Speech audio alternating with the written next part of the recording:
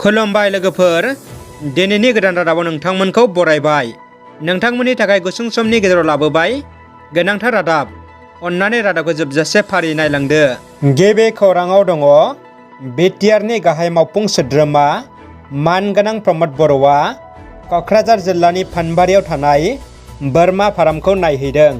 साब सिखोन बोरमा फार्माव थांना बिटिआरनि चिफ प्रमद बर'आ बुंथिनाय बायदिब्ला दासिम बे बोरमा फार्माव मोनब्रैल' रुम दं आरो बियो थोजासे नङा।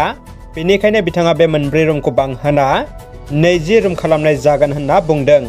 लोगोसे बिथाङा बुंबावदों बोरमा फार्मनि सोरगिदिं बाउन्डारि वाल होनाय जागोन आरो 100 जन सुबुंफोरखौ बेवहाय बोरमा फिसिनायनि ट्रेनिं होनायनि खाबु खालामना होगोन होनना बुंथियो। जम्मु काश्मीराव भारतनि सान्थ्रि हान्जानि गेदेर जाफुंसारनाय। खौरांनि बायदिब्ला जम्मु काश्मीरनि पुलवामायाव सान्थ्रि हान्जाया दिनै 3 उदखारिफोरखौ गावथारनो हादों। भारतनि रैखाथि हान्जा आरो उदखारि हान्जानि गेजेराव मोगा-मोगि जालायनायाव 3 उदखारिफोरखौ भारतनि रैखाथि हान्जाया गावथारनो हाना जाफुंसारदों। मैया बाक्सा जिल्लानि निस्टिपिलि बड'लेण्ड फोथाराव तामुलपुर दख'रा दुलाराय बर' फरायसा आफादनि सनाथि मायथाइ फालिथायजों लोब्बा लाखिनानै खुंनाय आदब आरो गुनगोनां सोलोंथाइ आयदानि सावराय मेलाव आसाम बिधान सभानि बुंथिगिरि बिश्वजित दैमारिया बाहागो लायो। लोगोसे बिथाङा मैया फानेरि बियाबनि सिङाव मावफुंनो लानाय 3 हाबाफारिनि अन्थाइ खाम्फा गायसननाय आरो जायगानि रायजोफोरजों बायदि आयदानि सायाव सावरायो। दानिया फैदो गुबुन मोनसे खौराङाव। क'क्राझार सहरनि गेजेर बाहागोआव थानाय बिमाखालि मन्दिराव फिन सिखावनि उदखार। सान हर गोख्रों रैखाथि पुलिस थासेयावबो सिनाय मोनै सिखावफोरा हरनि समाव बिमाखालि मन्दिराव हाबना दैखाव दैसि खालामना रां रुफा सना लुथिना लाङो। बे जाथायनि सायाव मन्दिरनि बिबानगिरिया बुंथिनाय बायदिब्ला भेन्टिलेटर सिफायना सिखावफोरा हाबदों आरो सिखावफोरखौ हमना आयेननि गोख्रों साजा होनो पुलिस खुंथायखौ मन्दिर कमिटिया खावलायो। हादराव आरो रायजोआव कभिड-19नि सन्देरनाया बे समाव बांफिनदों।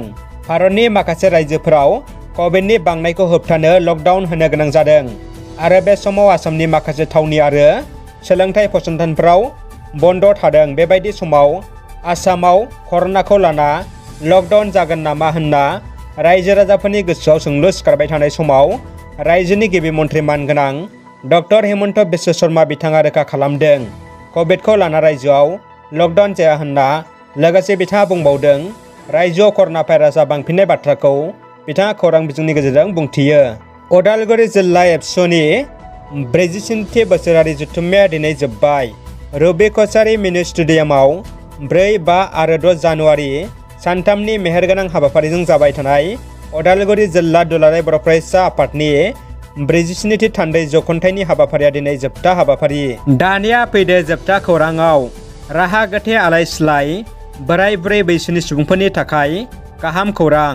फिसा फिसौ गैजायै बोरायखाल बुरैखालाव आलाय सिलाय जानाय सुबुंफोरखौ जोथोनै लाखिनो क'क्राझाराव गोदान थाग्रा खुलि बेखेवदों। मिथिनाय बायदिब्ला क'क्राझारनि सरायखलायाव राहा गोथे जानाय बोराय बुरैफोरनि थाखाय थाग्रा आश्रम बेखेवदों।